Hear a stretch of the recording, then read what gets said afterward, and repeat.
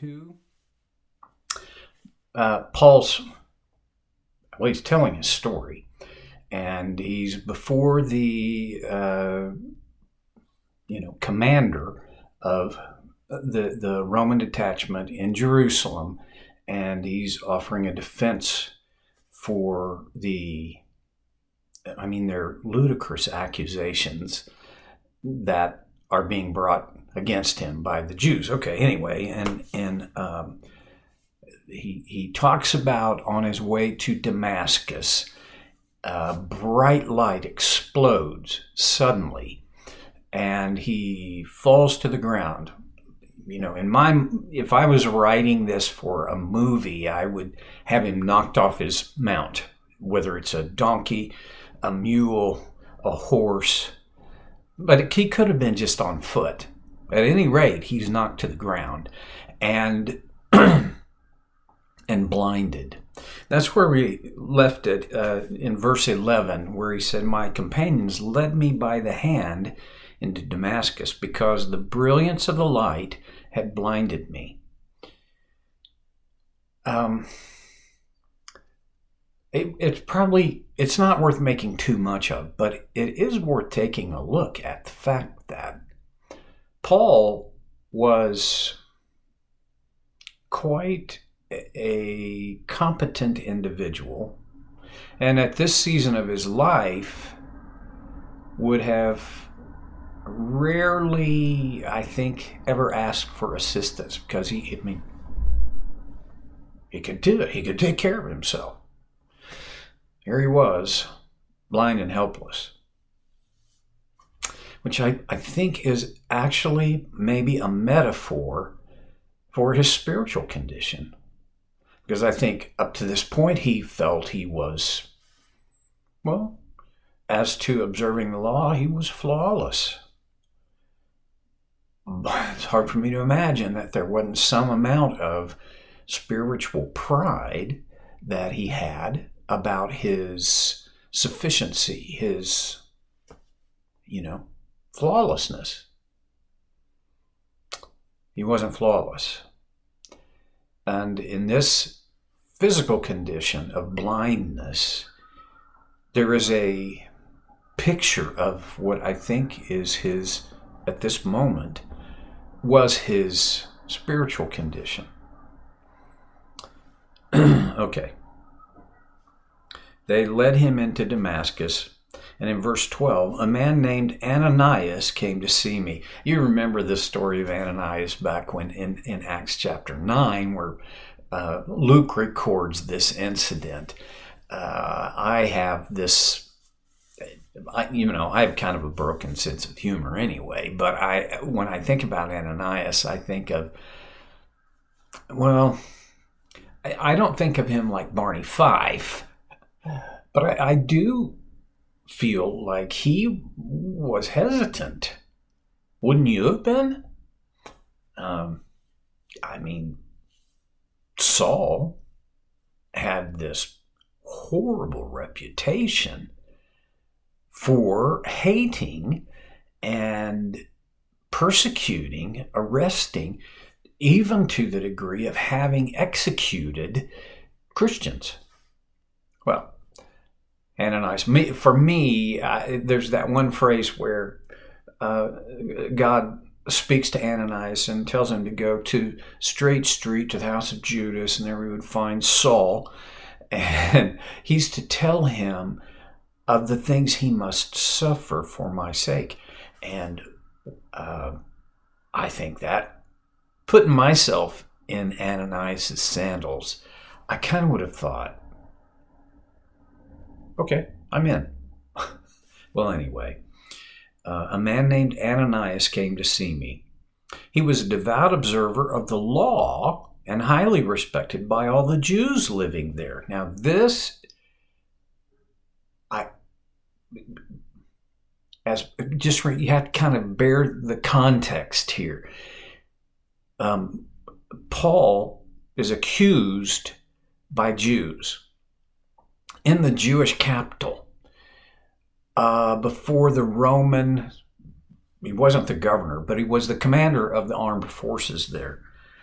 And he points to Ananias as a devout observer of the law. I thought Ananias was a Christian. Well, he was. But Paul emphasizes that Ananias had a strong tie to, a respect for the law, and he observed it. And he was highly respected by all the Jews living there. So this was not just some Jewish guy. He was highly respected by the other Jews who were living in Damascus. Verse 13. He stood beside me and said, "Brother Saul, receive your sight." And at that very moment, I was able to see him. This, don't gloss over it, this was a miracle. It wasn't like temporary amnesia.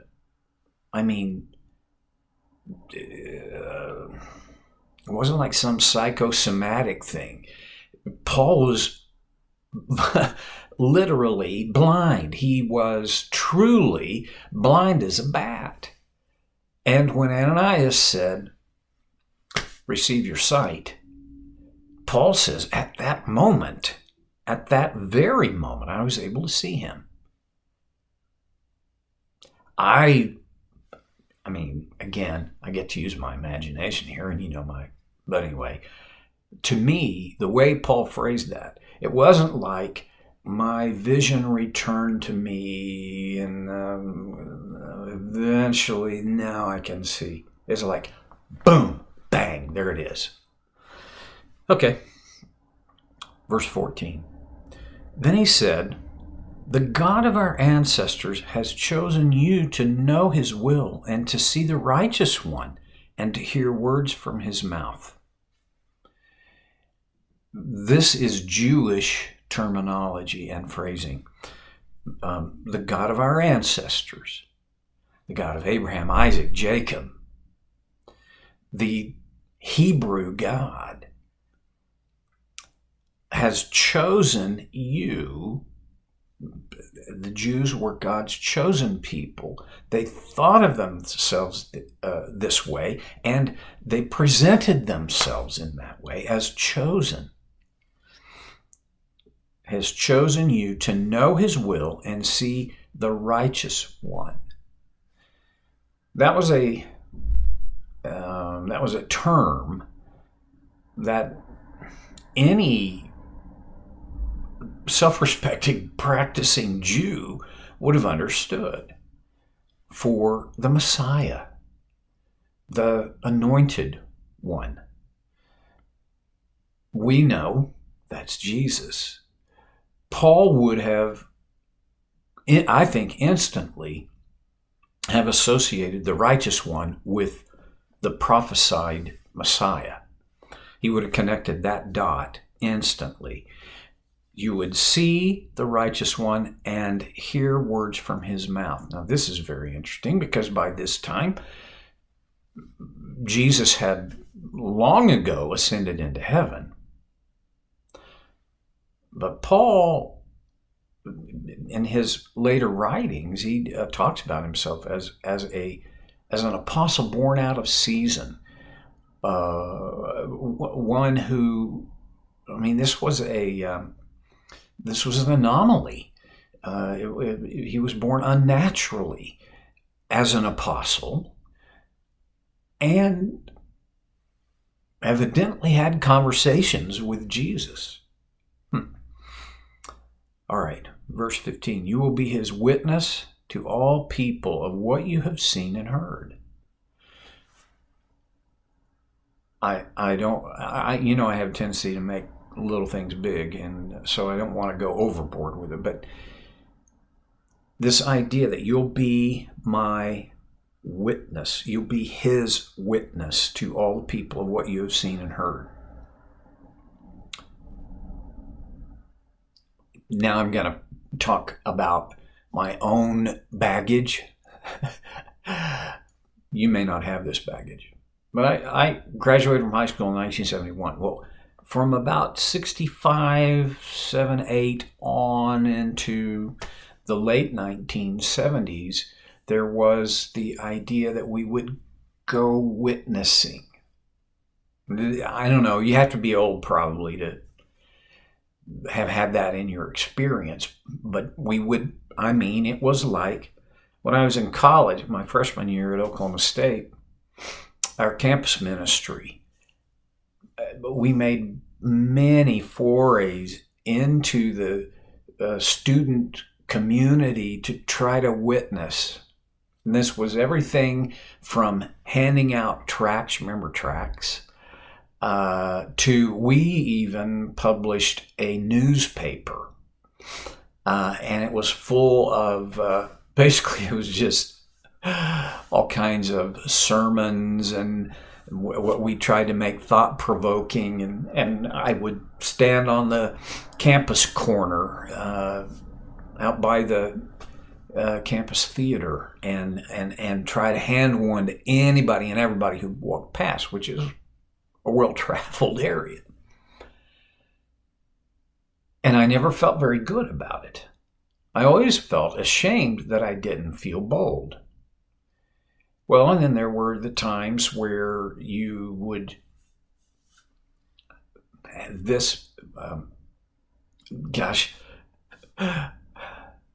I feel I feel embarrassed to share that I still have this from that's 50 years ago. Well, or more now, but we would go to the mall to go witnessing. Some poor soul who's just sitting on a bench in the mall waiting for their spouse to get done, right? And we'd plop down beside him, and the question was, if you died tonight, where do you think you would wake up? This is not evil, it's not wrong. But in my experience, it was never effective. Well, to go witnessing is like, I am a warrior, I'm going to engage, I'm out there in it. And to do that, in those terms, it had to be confrontive. Paul was a confrontive person, so he, you realize from what we've seen of his life so far, he didn't have any problem being confrontive and confrontational. He wasn't combative. I mean, when he was in Athens, he wasn't combative. He was confrontive, but he wasn't combative. Well, okay. When I was encouraged to get out there and witness, a part of why I struggle is just my nature. I can be bold in crowds, but one-to-one I tend to be not. And a second thing is, partly because of how I'm wired, and a lot because of how I came to be a Christian, in that I don't ever remember when I didn't believe in Jesus. Honestly, I remember that I was baptized and I remember in my teenage years owning it. But Paul was, in verse 15, you will be his witness to all people of what you have seen and heard. See, that's the deal. What has God done in my life? What has he done in your life? That's what we're witnesses of. That's what we bear testimony of. In my life, I think I have a very boring testimony. Other people have told me it's not as boring as you think. But the point is, to be his witness, you have to reflect on what he's done in your life so that you can share that with other people. Okay. there's an application there, but we don't have time to go deeply in it. I've burned up all the time, and now I'm over. I'll see you next time on So Care with Stevie Boy.